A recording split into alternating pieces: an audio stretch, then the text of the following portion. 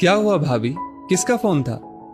रेवती ने अपनी जेठानी पार्वती को चिंतित देखकर पूछा। कुछ नहीं रेवती, वो गांव से फोन था। मैंने तुम्हें एक बार बताया था ना, ससुर जी की मुंह बोली बहन के बारे में। वो कुछ दिनों के लिए यहाँ आ रही हैं।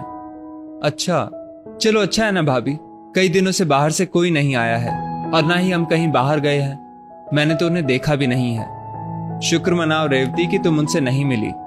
ऐसा क्यों भाभी? रेवती ने आश्चर्य से पूछा।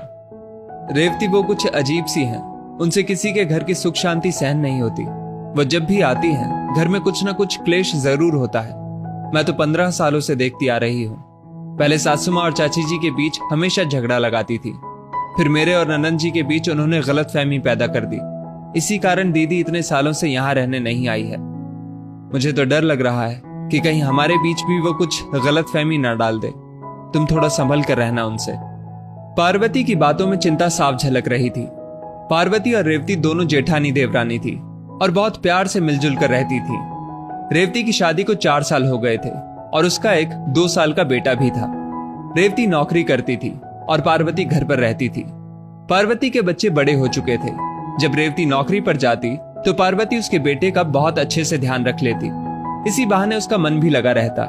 चिंटू भी अपनी बड़ी माँ के आगे पीछे घूमता रहता। अगले दिन उनकी मुंह बोली बुआ जी आ गई। नई बहू रेवती को देखकर उसे अच्छा सा शगुन दिया और बहुत लाड किया। रेवती हैरान थी कि पार्वती भाभी उन्हें बुरा कैसे बोल रही थी। अगले दिन रेवती ऑफिस चली गई। बुआ जी बात बात पर पार्वती से कहती, बड़ी बहू तू तो बहुत सहती है री। छोटी घर के काम छोड़कर ऑफिस चली जाती है और तू तो उसके बेटे को भी संभाल लेती है। सच में बहुत अच्छी और भोली है तू। पार्वती उनके व्यवहार से परिचित थी, इसलिए उस पर उनकी मीठी मीठी बातों का कोई खास असर नहीं होता था। उधर शाम को रेवती ऑफिस से आई और रात के खाने की तैयारी करने लगी। बुआ जी धीरे धीरे रेवती के पास पहुंच गई। छोटी तू तो बड़ी होशियार है, नौकरी भी करती है और घर के काम भी, लेकिन जरा अपने बच्चे का भी ध्यान रखा कर। सारा दिन बेचारा रोता रहता है। माँ जैसा ध्यान भला और कोई थोड़े ही रख सकता है। बुआ जी की बात सुनकर रेवती ने हैरानी से पूछा, क्या हुआ बुआ जी, चिंटू रो रहा था क्या? हाँ छोटी, मुझे तो बड़ी दया आ रही थी। पार्वती तो उसे डांट भी देती है। रेवती चुप रह गई। दूसरे दिन रेवती ऑफिस नहीं गई और ना ही चिंटू को पार्वती के पास छोड़ा। पार्वती रेवती से बात करने की कोशिश करती तो वो मुंह फेर लेती। पार्वती समझ रही थी कि ये सब शायद बुआ जी की गलत सीख का ही नतीजा है, लेकिन क्या कहती। रेवती बुआ जी से बोली, बुआ जी अच्छा किया जो आपने मेरी आंखें खोल दी। अब मैं भाभी पर आंख मूंद कर भरोसा नहीं करूंगी और अगले महीने से मैं भैया भाभी से अलग हो जाऊंगी। उधर बुआ जी अपनी चाल पर बहुत खुश थी। 2 दिनों तक ऐसा ही चलता रहा। पार्वती का मन बहुत भारी हो रहा था। बुआ जी को अब वापस जाना था। वो पार्वती से बोली, बड़ी बहू मुझे तो बहुत बुरा लग रहा है। तू तो छोटी को इतने प्यार से रखती है, लेकिन उसे तेरी जरा भी कदर नहीं। खैर आजकल कौन देवरानी जेठानी रिश्ता बनाकर रखती है। तू अपना ख्याल रखना। बुआ जी विदा हो गई। पार्वती अनमनी सी अपने कमरे में जाने लगी तो रेवती ने पीछे से टोका, भाभी आइए चाय पीते हैं।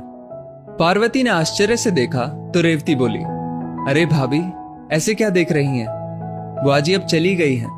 भाभी मुझे माफ कर दीजिए, मैंने आपके साथ बुरा बर्ताव किया, लेकिन यदि मैं ऐसा नहीं करती तो शायद बुआ जी यहीं नहीं रुकती, वो और फूट डालने की कोशिश जरूर करती।